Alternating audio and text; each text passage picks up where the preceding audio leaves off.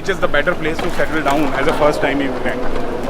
तो भाई ये डिपेंड करता है। तो बेसिकली यार यहाँ पे एक चाइल्ड केयर बेनिफिट का मतलब कुछ सिस्टम होता है, तो बेसिकली आपको काफ़ी सारे बेनिफिट्स मिलते हैं अगर विंटर इनटेक में आ रहे हैं तो ऐसी कौन कौन सी चीज़ें हैं जो आपको कंसीडर करने की ज़रूरत है आने से पहले। सो हाई फ्रॉम जैस्पर एंड ये हमारा लास्ट डे है जैस्पर में। आई होप आप सब बढ़िया होंगे।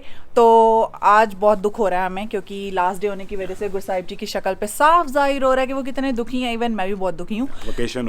Vacation over. सो शाम को 7 बजे की हमारी फ्लाइट है। हम निकलने वाले हैं किचनर ओंटारियो के लिए। जाना पड़ेगा, क्या कर सकते हैं यार। ठीक है। सो अभी सारा दिन 7 बजे की फ़्लाइट है तो हम सुबह जैस्पर, हिंटन, छोटा सा शहर है, और एडमिंटन माइट भी आज हम घूमें। और कल मैंने एक Q&A पोस्ट करा था तो उसके क्वेश्चंस के आंसर हम दोनों देने की पूरी कोशिश करेंगे।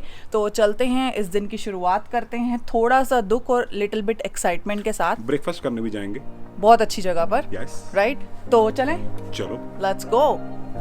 साहिब जी दुख के साथ पहला बैग उठाते हुए। पहला बैग बहुत भारी लग रहा है यार। जब जा रहे थे तो बहुत हल्के लग रहे थे बैग और जब आ रहे थे सॉरी।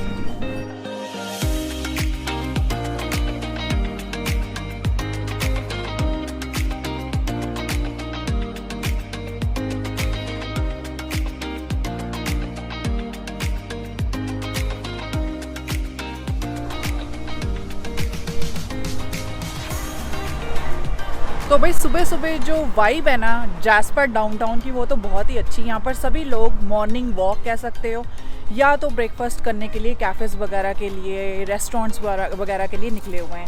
और हम भी जा रहे हैं कोको कैफ़े। और कहा जाता है, मतलब मैंने रेटिंग के हिसाब से देखा कि यहाँ का बेस्ट ब्रेकफास्ट कैफ़े है, तो वहाँ चलते हैं। और गुरसाहिब जी पार्किंग का जुगाड़ कर रहे हैं क्योंकि यहाँ पर पार्किंग की थोड़ी इशू है। एंड साथ के साथ मैंने देखा है कि ठक्कर मानसी का फर्स्ट क्वेश्चन ये है कि विंटर के टाइम अगर विंटर इनटेक में आ रहे हैं तो ऐसी कौन कौन सी चीज़ें हैं जो आपको कंसीडर करने की ज़रूरत है आने से पहले। तो उसका आंसर हम अब देते हैं गुरसाहिब सिंह जी के साथ। गाइस अभी मैं अपनी वीडियो एडिट करी थी और मैंने देखा, मुझे बहुत दुख हुआ कि जो मेरी क्लिप थी ना वो मिसिंग थी कि अगर आप विंटर इनटेक में आ रहे हैं तो आपको किन किन चीज़ों का, किन किन बातों का ध्यान रखना है। सो मुझे बहुत दुख हुआ, बट एज मुझे वो आपको कन्वे करना ही है क्योंकि विंटर इनटेक भी आने वाला है 4-5 महीनों में। सो कुछ बातें हैं जो मैं आपके साथ शेयर करना चाहती हूँ। वो ये है, सबसे पहली बात तो ये है कि जो आपका कैरी ऑन बैग होता है जो आप अपने साथ लेकर आते हैं, तो उसके अंदर आपको जो भी बेसिक विंटर की क्लोथिंग जैसे कैप हो गया, मफलर हो गया, जैकेट हो गया, वो ज़रूर लेकर आना है क्योंकि जैसे आप एयरपोर्ट से बाहर निकलेंगे तो काफ़ी ठंड होती है। अगर आप दिसंबर वगैरह में आते हैं, लैंड करते हैं, या नवंबर एंड में भी आते हैं तो ठंड होती है। हमारे लिए वो बहुत, मतलब इतनी ठंड भी बहुत ज़्यादा होती है। सो आई होप वो आप रखेंगे। और ज़्यादा विंटर की जैकेट्स वगैरह लाने की कोई ज़रूरत नहीं है क्योंकि जो जैन से दिसंबर से लेकर अप्रैल तक मोस्टली हम विंटर जैकेट्स ही डालते हैं। मतलब इतना सम अपना जो बैग है लगेज है उससे भरने की भी ज़रूरत नहीं है। और साथ के साथ अगर आप विंटर में आ रहे हैं तो बॉक्सिंग डे भी होगा, इलेक्ट्रॉनिक्स अगर आपने ख़रीदना है, कोई लैपटॉप या फ़ोन, तो भी आप यहाँ पर आके ख़रीद सकते हैं। सो इन सब बातों का ध्यान रखना बहुत ज़रूरी है। और मोस्ट इम्पॉर्टेंट बात, जब आप यहाँ पर आते हैं विंटर इनटेक में जॉब वगैरह करते हैं तो अपने घर से टाइम से पहले ही निकलो क्योंकि स्नो वगैरह होने की वजह से थोड़ा सा टाइम लग जाता है। मतलब चलने में भी जो हमारी स्पीड होती है वो थोड़ी सी स्लो हो जाती है क्योंकि फिसलने का जो होता है, स्लिप होने का के चांसेस ज़्यादा होते हैं। तो आई होप ये आप मेरे क्वेश्चन का आंसर आपको मिल गया होगा। अगर इसके अलावा भी आपके पास कोई और डाउट है तो आप कमेंट बॉक्स में लिख सकते हैं, मैं आंसर करती हूँ। तो अब हम चलते हैं अपने अगले स्पॉट पर।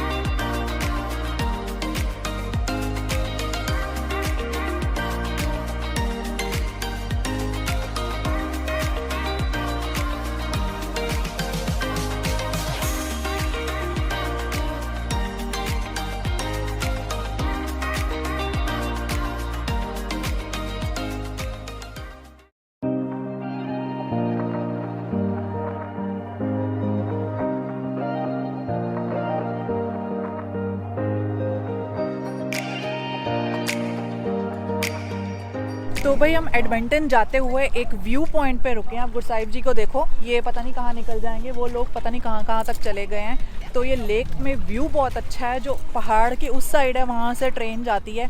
तो भाई ज़बरदस्त व्यू है, और इस व्यू का लुत्फ उठाते हुए नेक्स्ट क्वेश्चन का आंसर करना है फिर। पानी इतना क्लियर है, साफ में। गुरसाहिब जी का कहना है कि पानी बहुत ज़्यादा क्लियर है यहाँ का, साफ इनके पैर नज़र आ रहे हैं, वैसे कोई मिट्टी नहीं है, मतलब पानी Right? बिल्कुल क्लियर है। देखो।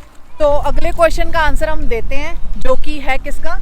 दिव्येश कुमार का। दिवेश कुमार पूछ रहे हैं कि लास्ट टाइम मेरा क्वेश्चन रह गया था, I'm so प्लीज इस बार sorry. पिक कर लो। तो अभी पिक कर रहे हैं हम। और पहला क्वेश्चन इनका ये है कि how you start your career with income side by side.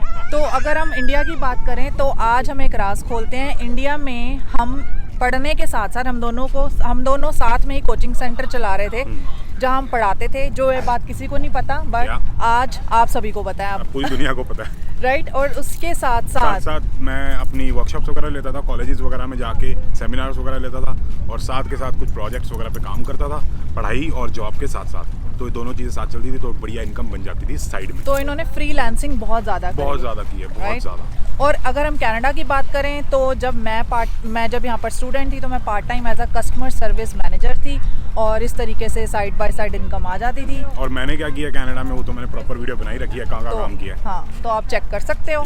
तो ये सब किया हमने। दूसरा क्वेश्चन इन भाई साहब का है, when you both coming to India. भाई इसका ना अभी कोई प्लान नहीं है, कोई प्लान बन नहीं रहा एज सून, बट ज़रूर आएंगे नेक्स्ट ईयर किसी भी टाइम। अगर आते हैं तो हम मीटअप ज़रूर रखेंगे आप लोगों के साथ।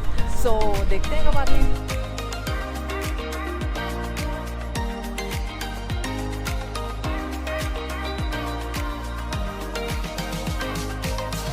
अगला जो क्वेश्चन है वो है अश्विन पटेल का। उनको क्वेश्चन है, how does the child care system work in Canada, और if an international student come with their family, what are the challenges. तो बेसिकली यार यहाँ पे एक चाइल्ड केयर बेनिफिट का मतलब कुछ सिस्टम होता है। तो बेसिकली आपको काफ़ी सारे बेनिफिट्स मिलते हैं अगर आपके कुछ चिल्ड्रन है। तो बेसिकली ये हिसाब होता है। उसके लिए सबसे पहले एलिजिबिलिटी क्राइटेरिया होता है, आप एलिजिबल होने चाहिए। उसके लिए सबसे पहले बात आपके पास PR होनी चाहिए, और you must be responsible to take care of your child. ऐसा नहीं है कि भाई टेक केयर कोई और कर रहा है और उनकी अपब्रिंगिंग कोई और कर रहा है, बेनिफिट आप उठा रहे हो, ऐसा नहीं हो सकता।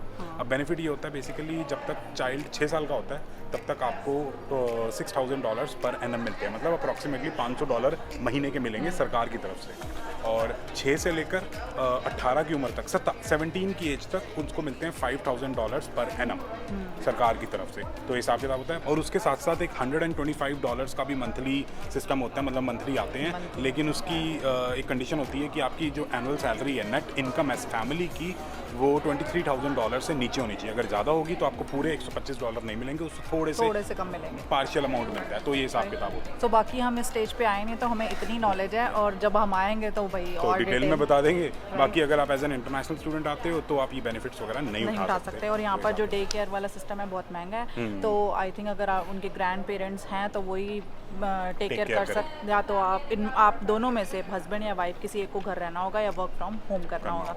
सो आई होप आपकी क्वेश्चन का आंसर मिल गया होगा। अब नेक्स्ट क्वेश्चन का आंसर, बाकी कोई डाउट हो तो नीचे कमेंट कर देना। यस, नेक्स्ट क्वेश्चन का आंसर हम करेंगे टोरंटो एयरपोर्ट पे। टोरंटो, क्या चलो बोर्डिंग हो रही है, फटाफट निकलो। तो गुरसाहिब जी ने मुझे बोला बताने के लिए कि हमने ना चाट पापड़ी और चिकन टिक्का रखा है, जब वो कोल्ड ड्रिंक सर्व करेंगे तो खाएंगे। तो अगर आप भी कुछ ऐसा वियर्ड चीज़ लेकर जाते हो या करिए तो कमेंट बॉक्स में ज़रूर बताएं। चलो।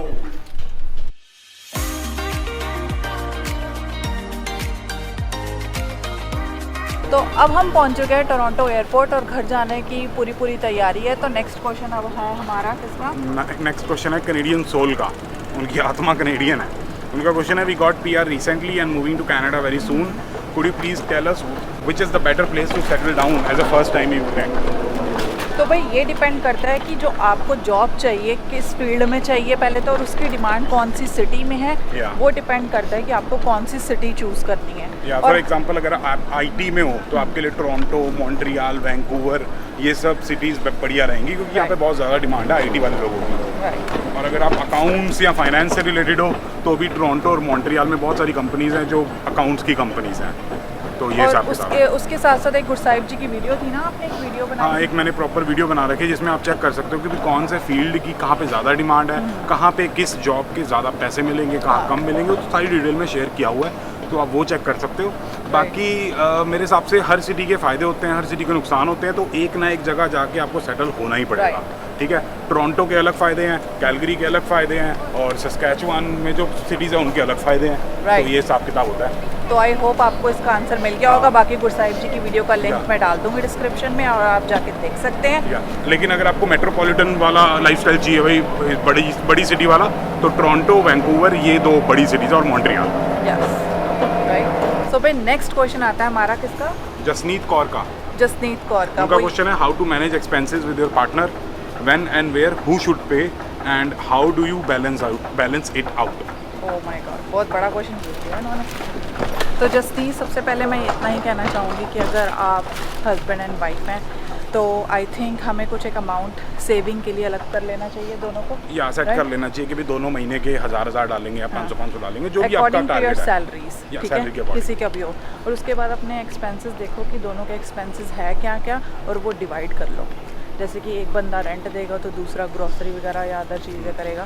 ट्राई करो कि इसको बैलेंस करने की, ऐसा ना हो कि भाई एक बंदा $2000 महीने के खर्च रहा है और जो दूसरा बंदा है वो सिर्फ $300 की ग्रोसरी लेके आ रहा है, तो वो नहीं होना चाहिए। बराबर बराबर एक्सपेंसेस करो, बराबर बराबर सेविंग करने की कोशिश करो। मान लो कि आपकी ग्रोसरी का और हाइड्रो वगैरह का और किसी और चीज़ का खर्चा मिला के 1500 होता है, और आपका रेंट भी 1500 है, तो एक बंदा रेंट दे दे, बाकी खर्चे दूसरा बंदा कर ले, और क्रेडिट कार्ड वगैरह दोनों यूज़ करो, तो ताकि दोनों की क्रेडिट हिस्ट्री बनती रहे। ठीक है, ये चीज़ है। तो सेविंग का तो बता ही दिया कि बराबर बराबर सेव करो। इसका रीज़न ये है कि मैरिड अगर हो तो ऐसा चलेगा। अगर आप इन केस, लाइक मैं भगवान से दुआ करूँगा कि ऐसा ना हो, लेकिन इन केस सेपरेट होते हो तो उस केस में जो वाइफ होती है ना, वो 50% जो बंदा होता है उसकी मालकिन होती है। मतलब बंदे के पास जो भी क्या कहते हैं जायदाद एंड ऑल है, उसकी वो 50% मालकिन होती है, चाहे उस लड़की ने कुछ दिया है या नहीं दिया है। तो पहले ही अपना सेफ होकर चलो कि भाई दोनों का बराबर हिसाब किताब था। तो ये चीज़ का ध्यान रखना। सो आई होप आपको इसका आंसर मिल गया होगा। हाँ जी। और आई होप आपको ये वीडियो अच्छी भी लगी होगी। अच्छी लगी हो तो please like, share and comment. मिलते हैं अगली वीडियो में, तब तक के लिए बाय बाय।